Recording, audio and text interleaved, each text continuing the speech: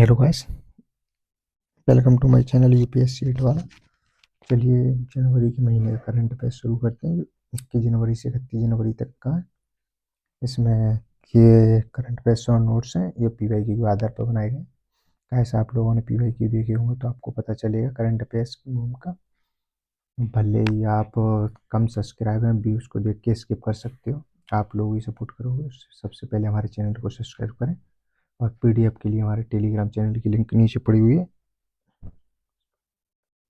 पहला टॉपिक है जल्लीकट्टू।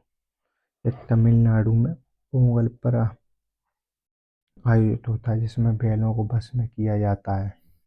बैल बीच में खुला छोड़ दिया जाता है, उसके बाद फिर लोग बैल को कंट्रोल करते हैं। यह फसल के मौसम के जश्न के रूप में मनाया जाता है। बैलों की, जिसमें बैल की नस्ल प्रयोग होती है, वो होती है पोलिकुलम सेवंगी। ये बैलों की नस्ल का प्रयोग किया जाता है इस तरीके से। डार्डेनल्स एक जनसंधि है जो एजियन सी को सीओ मरमरा से जोड़ती है। ये सी है, ये एजियन सी है, सीओ मरमरा इसके बीच को जोड़ती है। ये भी तुर्की के नॉर्थ में स्थित है। अगला है बॉस्पोरस स्टेट। ये पश्चिमी तुर्की में अवस्थित है। ये तुर्की है तो ये इधर की साइड ये एक संकीर्ण प्राकृतिक जल संधि है। ये काला सागर को मारमरा सागर से जोड़ती है। सीओ मरमरा को ब्लैक सी थे, यानी ब्लैक सी से काला सागर को जोड़ती है। ब्लैक सी से सॉरी सीओ मारमरा को जोड़ती है तो वो है बॉस्पोरस संधि। और सीओ मरमरा को एजियन सी से जोड़ती है तो वो है डार्डेनल। अगला है भारतीय गैंडा। ये एक सींग वाला गैंडा भी कहा जाता है इसे। इसका वैज्ञानिक नाम राइनोसोरस यूनिकॉर्न्स है।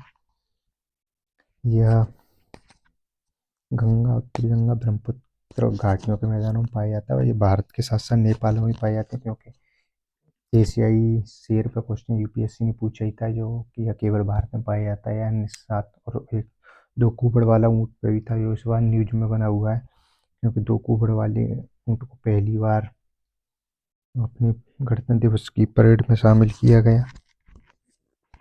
ये भारत के साथ साथ नेपाल में भी पाया जाता है और इसके लिए प्रसिद्ध है मानस राष्ट्रीय उद्यान पोविचोरा। इसका आईयूसीएन स्टेटस में ये वनरेबल है। साइट में परिस्पष्ट में वन्यजीव संरक्षण अभ्यारण्य की अनुसूची फर्स्ट है। गेंडा विश्व गैंडा दिवस 22 सितंबर को मनाया जाता है। गेंडे की प्रजातियां जो जैसे अफ्रीकन वाइट, ये अफ्रीका में पाए जाते हैं। अफ्रीकन ब्लैक अफ्रीका में पाया जाता है। एक सींग वाला गेंडा एशिया में पाया जाता है। जावा एशिया में पाया, सुमात्रा एशिया में पाया जाता है। एक सींग गेंद वाले गेंडे आईयूसीएन में सुवेद हैं और बाकी सभी गंभीर रूप से संकटग्रस्त हैं। अफ्रीकन वाइट संकट के ग्रस्त हैं। ये गेंडों के बारे में चार्ट है। अगला रूट बिल्ट रोग। यह एक नारियल के पेड़ों का विनाशकारी रोग है। नारियल में पड़ता है, जिससे नारियल के पेड़ पौधों को खत्म कर देता है। ये फाइटोप्लाज्मा के कारण होता है। ये पौधों के फ्लोएम में रहता है, यानी फ्लोएम जिसके माध्यम से पौधे भोजन पहुंचता है जड़ से तने तक, और जाइलम जिसके माध्यम से पौधों में जल पहुंचता है। नारियल भारत तीसरा सबसे बड़ा उत्पादक है नारियल का।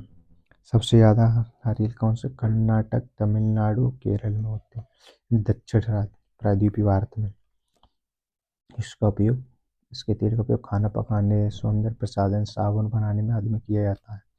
नारियल विकास बोर्ड, इसका मुख्यालय कोच्चि केरल में किस मंत्रालय के अंतर्गत आता है? तो कृषि और किसान कल्याण मंत्रालय के अंतर्गत आता है। आईयूसीएन का वर्ल्ड वाइड कंट्री तो सबसे बड़ा उत्पादक है इंडोनेशिया, उसके बाद फिलीपींस और फिर इंडिया। इसमें इंडोनेशिया और फिलीपींस आगे पीछे होते रहते हैं। अगला है इंडियाई फोर्टी बिजोई। यह लक्षद्वीप में खोजी गई एक नई कीड़े की प्रजाति है। इसका आकार 518 से 722 माइक्रोमीटर होता है। यह पोषक तत्वों के चक्कर में तलछट का स्वास्थ्य में होता है। ये इस तरीके से देखने में लगता है। अगला टॉपिक था IMF। तो इंटरनेशनल मॉनेटरी फंड, इसकी स्थापना 1944 में ब्रिटेन बोर्ड सम्मेलन में हुई थी। इसका कार्य 1947 से शुरू किया था। इसमें अभी 190 प्लस सदस्य देश हैं। इसका उद्देश्य गरीबी कम करना, रोजगार को बढ़ावा देना, सतत आर्थिक विकास को बढ़ावा देना है। इसके कार्य सदस्य देशों को आर्थिक स्थिति पर निगरानी रखना एवं वित्तीय सहायता देना, आर्थिक नीतियों में सहायता देना है। इसके द्वारा की जाने वाली जारी रिपोर्ट सबसे ज़्यादा इम्पोर्टेंट ये है, world economic outlook report. W को रिपोर्ट दे देता है और फिर उसके बाद वो नाम पूछता है। और फिर है ग्लोबल फाइनेंशियल स्टेबिलिटी रिपोर्ट और फिजिकल मॉनिटर और regional economic outlook report, external report. ये इसकी प्रमुख रिपोर्ट है जो जारी करता है। सबसे ज़्यादा इम्पोर्टेंट यही है ध्यान रखने के लिए।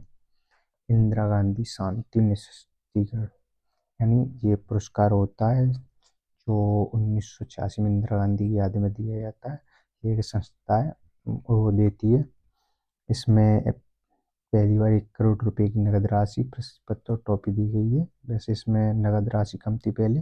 अंतर्राष्ट्रीय शांति और विकास को बढ़ावा देने वाले व्यक्ति को जीता है। इस बार पुरस्कार का ये सन 2025 का ग्रासा मासेल को दिया गया है, जो मोजाम्बिक की मानवाधिकार की रक्षा के रूप में कार्य करती है। अगला टॉपिक घड़ियाल। घड़ियाल का प्राकृतिक निवास, ये भारत के उत्तरी भाग ताजा पानी में पाया जाता है। प्राथमिक मुख्य रूप से देखना हो तो ये चंबल के क्षेत्रों में ज़्यादा देखने को मिलते हैं। माध्यमिक भाग घाघरा, गंडक नदी, गिरवा नदी उत्तर प्रदेश, रामगंगा नदी और सोन नदी में पाए जाते हैं। घड़ियाल की आबादी, स्वच्छ नदी पानी का अच्छा संकेतक होती है। भारत में मगरमच्छों की 3 प्रजातियां। तो घड़ियाल गेवेलिस जो IUCN में गंभीर रूप से संकटग्रस्त है। दूसरा है मगर, जिसे क्रोकोडाइल ब्लू स्टेरिस नाम से है। ये IUCN में सुवेद है, खारे पानी के मगरमच्छ जो IUCN में कम चिंताजनक है।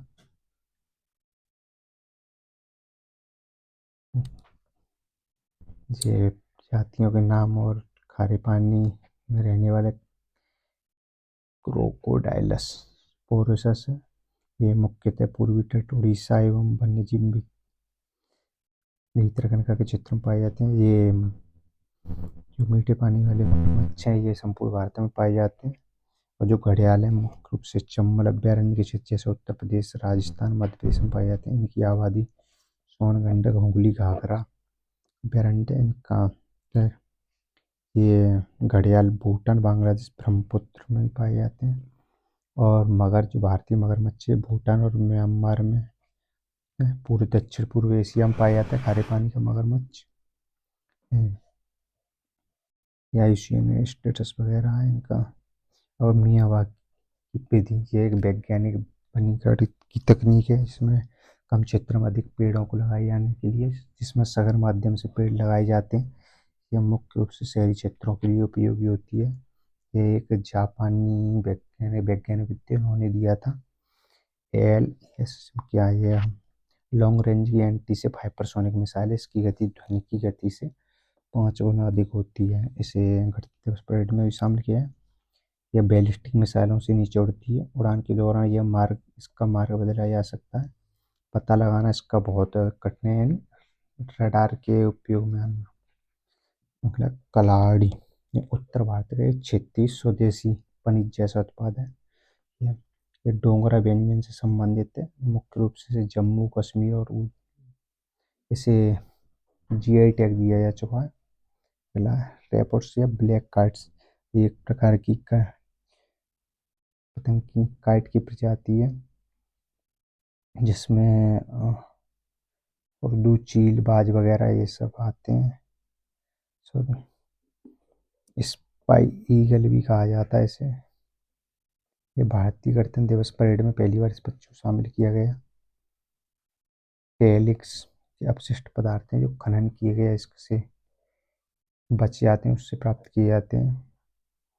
अगरवुड, ये एक सुगंधित लकड़ी है जो उपोष्णकटिबंधीय क्षेत्र में पाई जाती है। मुख्य रूप से दक्षिण पूर्व एशिया, भारत के पूर्वोत्तर राज्य में पाई जाती है। इसका उपयोग धूप, अगरबत्ती, औषधि एवं ऑयल या परफ्यूम बनाने में किया जाता है। मद्रास एजोंग, ये छोटा कीच बच्ची स्तनपायी चूहे जैसा दिखता है। इसके शरीर पे बाल होते हैं। इसे स्थानीय रूप से मुल्लेली भी कहा जाता है। मुख्यतः प्रायद्वीपीय भारत में पाई जाती है। यह पीठ पर नुकीले कांटे होते हैं और ये शिकारियों से बचने के लिए अपने आप को गोल कर लेता है। यह एक प्रकार का रात्रिचर है, रात में सक्रिय रहता है।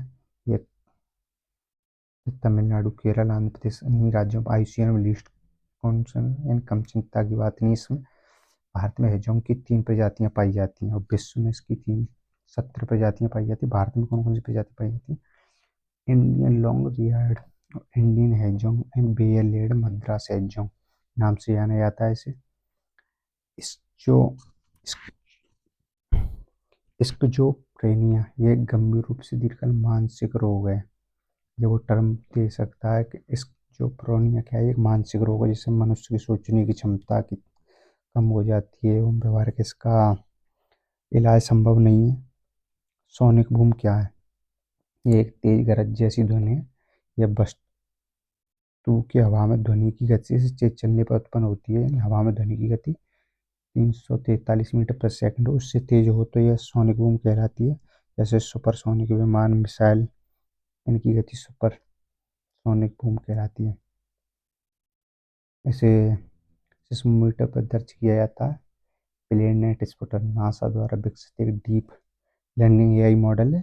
इसका उपयोग टेलीस्कोप डेटा के प्लेट पहचान के लिए किया जाता है। ग्रंथ कुटीर क्या है? यह पांडुलिपियों पुस्तकों का भंडार है। इसमें 11 शास्त्रीय भाषाओं के संघ को शामिल किया है जो हमारी पुराने ग्रंथ हैं, जैसे लिखे गए हैं, जैसे भगवत गीता, रामायण या विज्ञान या दर्शन के बारे में जो कुछ भी लिखे हैं उनको इसमें शामिल किया गया। इसका उद्घाटन हाल ही में राष्ट्रपति जी ने किया। और जो राष्ट्रपति भवन में जो भारतीय सांस्कृतिक और एवं साहित्य को बढ़ावा देने के लिए इसका उद्देश्य, यह किस मिशन के से ज्ञान भारत मिशन के तहत है।